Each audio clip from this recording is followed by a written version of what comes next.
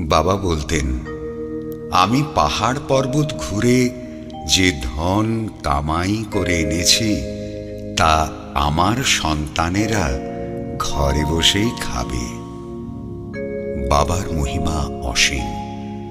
অগণিত আর্ত আতুর দিন দুঃখী লাভ করেছে বাবার কৃপা, অব্যাহতি পেয়েছে যন্ত্রণা থেকে।